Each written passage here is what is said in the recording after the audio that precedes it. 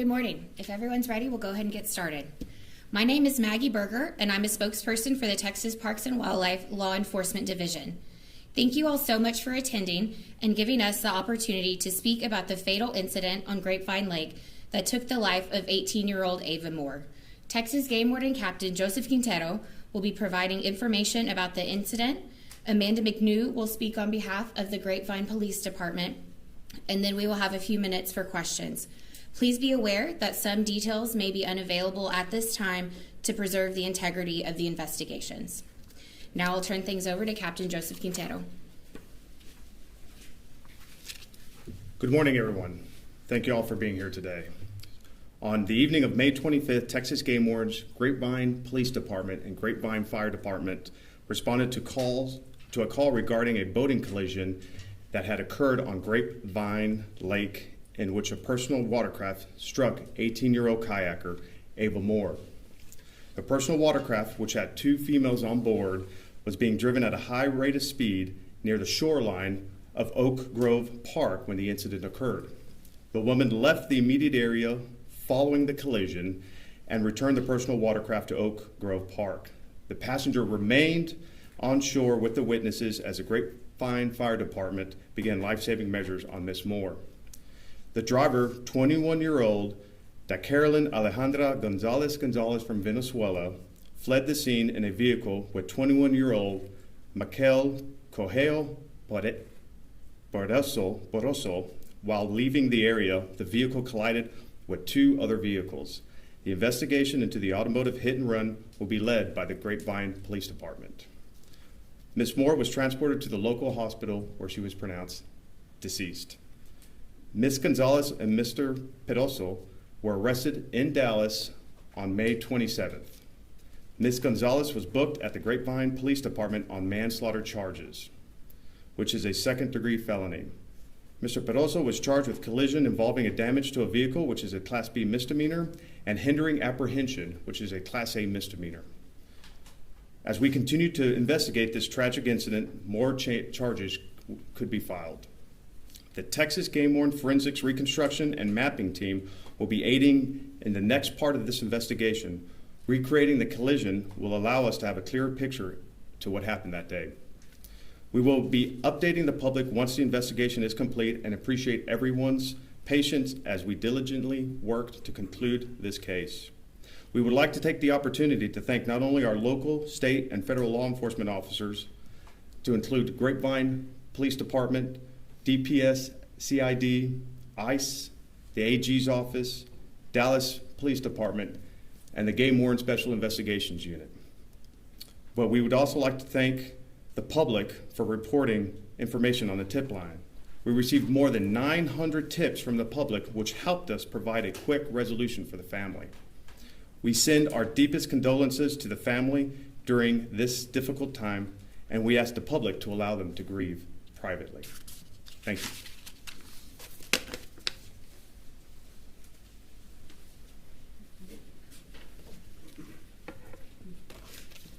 My name is Amanda McNew. I'm the media manager for Grapevine Police. I want to start by thanking our partners at Texas Game Wardens. They have led the investigation into the tragic death of 18-year-old Ava Moore, and we are grateful for their dedication and professionalism.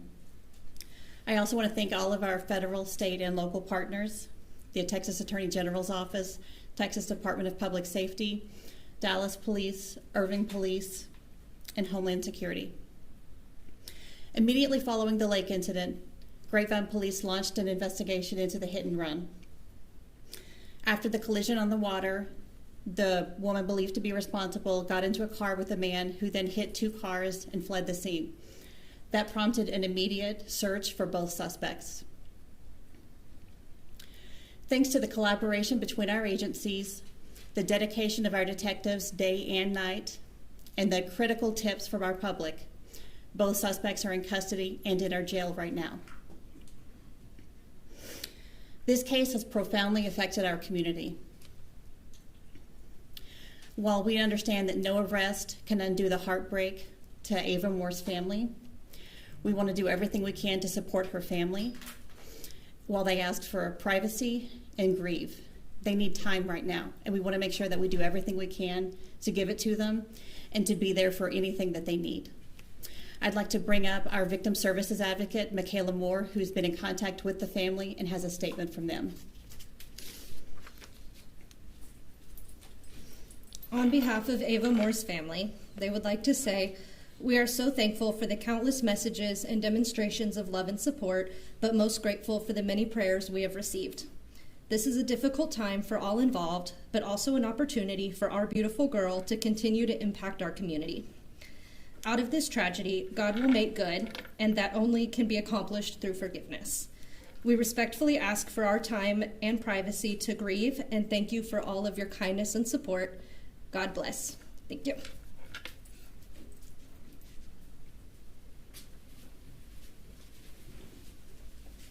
We'll now open it up for questions. What led authorities, please, to this arrest in Dallas exactly, and where was the male suspect caught?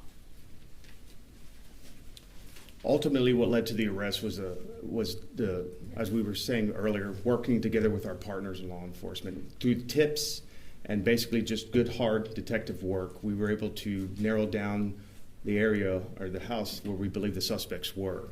And that's where we found them. As they were observing and watching, we were able to finally use the information provided by the public and the detective work to locate them there. You said that the female suspect is from Venezuela. Do you know if they've been living here in Dallas? So anything in reference to their immigration status or anything like that, I can't really speak to. I'd have to refer that to our colleagues at HSI and ICE. Are there any other charges expected potentially? And can you speak to the girl in the blue hair who you all say did stay behind? It appears from video that she only stayed behind because the public got involved and basically made her stay. So at this time, we don't have any charges right now pending against the passenger, so we can't really speak to any more information about her identity or anything like that. But not to say that there won't be something in the future, but at this time, there are no charges pending against her. Why is Homeland Security involved? I will defer that to ICE to speak to that, but what we did at this point is we use every asset and every law enforcement partner we can to ensure that we could track down our suspects. Could you speak to the jet ski?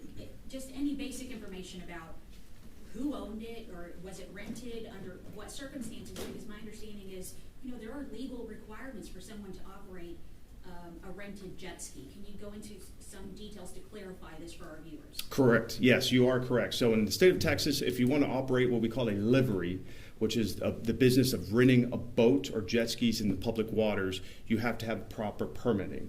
And we are investigating that as part of this investigation also. We're looking into that. As far as the ownership of the jet ski, what we're doing actually, we had a marine theft unit come in and begin to go through the jet ski to try to get ownership history to kind of figure out where it came from, how did it end up there. But that's still part of the process of the investigation. We don't have an answer to that right now.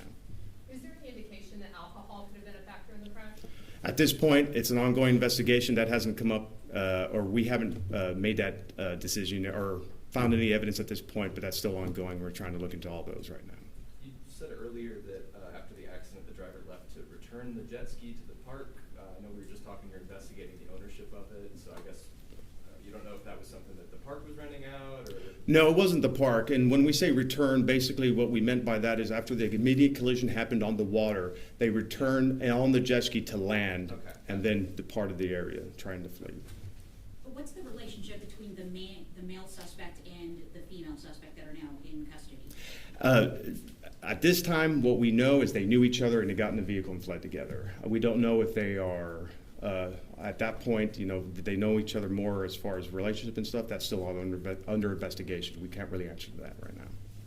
Can you speak to how many game wardens were out on this busy holiday weekend? Where exactly were they?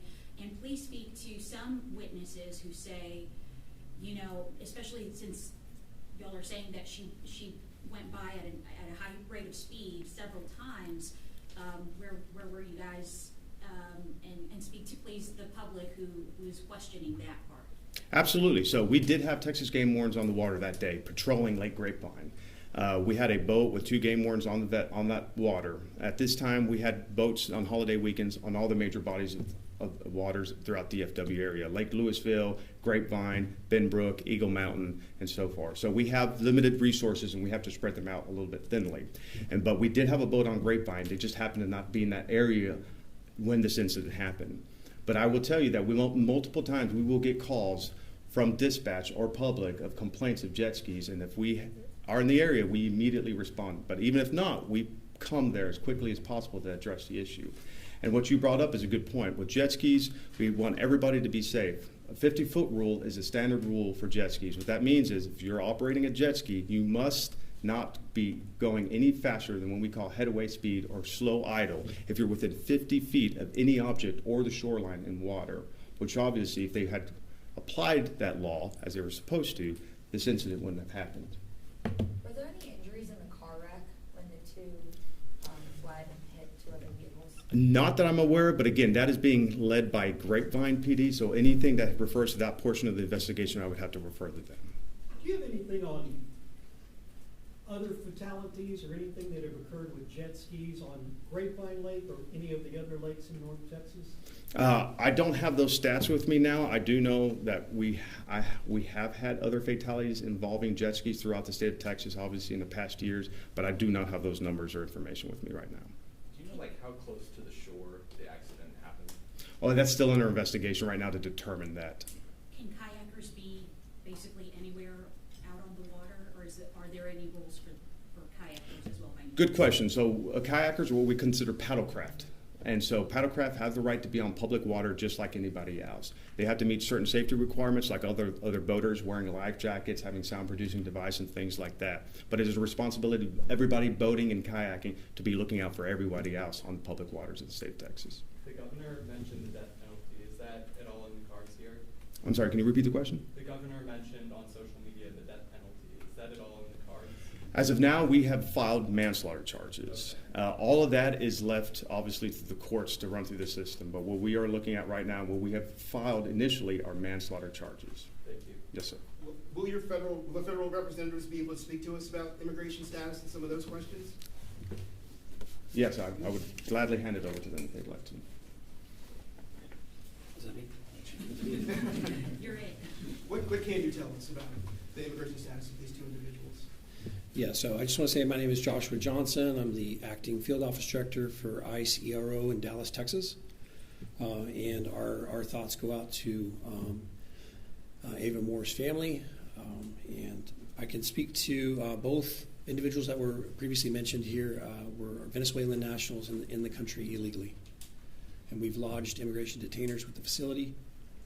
Once the state of Texas goes through the process and the criminal charges, we'll take custody of them once the state of Texas is finished with them.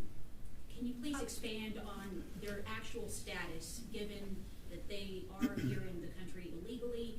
Does that mean that they came into the country, crossed illegally, and have they then applied for asylum? That needs to be cleared up for the public. Sure. It's my understanding both individuals crossed the southern border in 2023 or 2024. They were arrested at the time of entry, processed for a notice to appear, and then released on their own recognizance. For Amanda Michaela, could you talk to me a little bit about the public response from the internet to the videos that possibly aided in the apprehension of these two, to the people who carried Ava from the water? Kind of talk to me, you talked about the community, talk to me about really this community outpouring and how that's aided not only in the investigation but also in the possible healing for this family.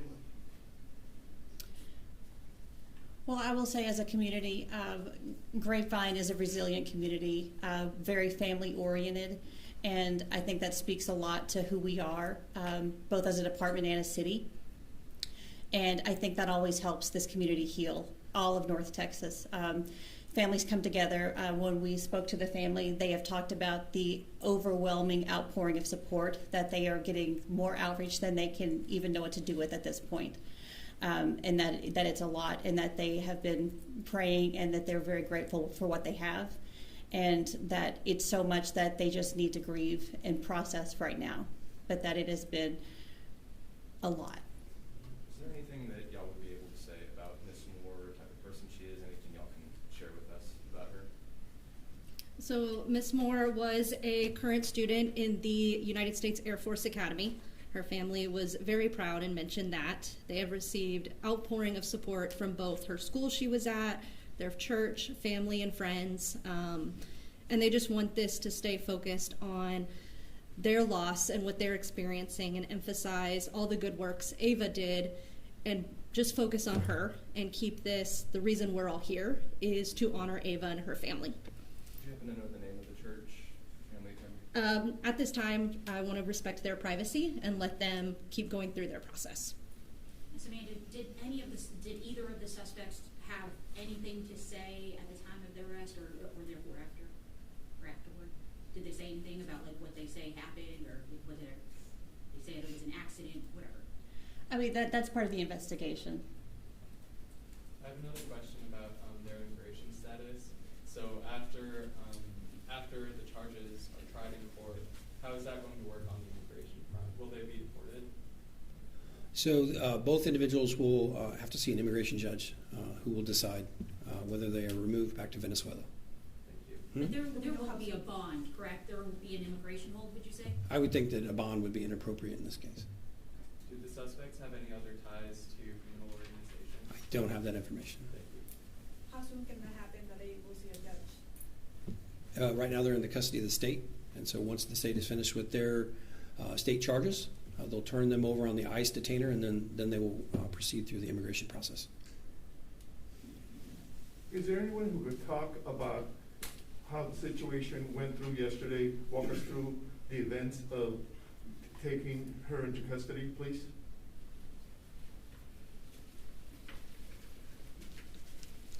I won't be able to get into too much detail with that because it was an operation and I personally was not there. But what I can say, it was a joint operation among different agencies together, working, bringing all of our resources in to find these individuals and bring them in. But as far as everything leading up to that point, again, this is an ongoing investigation, and I can just say that it was just the hard work of multiple agencies working together to ensure that we bring justice.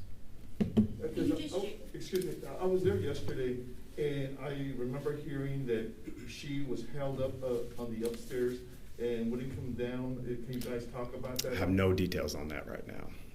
We'll allow 2 more questions and then we're going to wrap up. Could you just speak to just the scene itself, how tragic and callous, perhaps, if that's a word that you want to use, of this could have been just a horrible accident if they had stayed, but then how the public got involved, not only trying to save Ava, but also literally trying to stop these people from leaving. Can you give us a little bit of part in all of this? Absolutely. Horrific scene.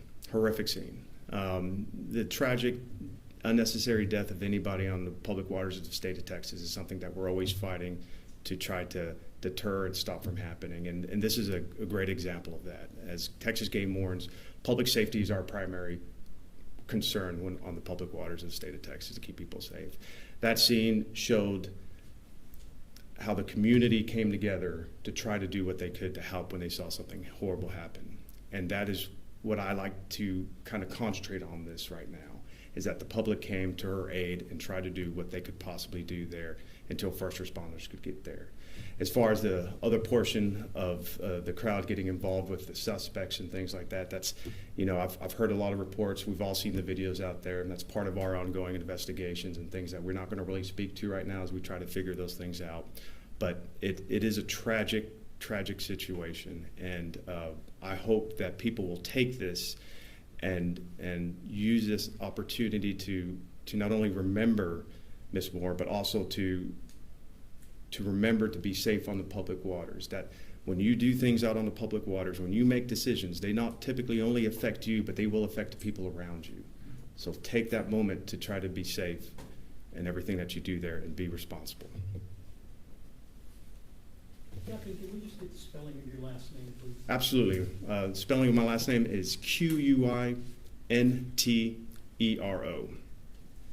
Just what happens now, just for all of us? Sure. As we said before, we will continue on in our investigations. We're having our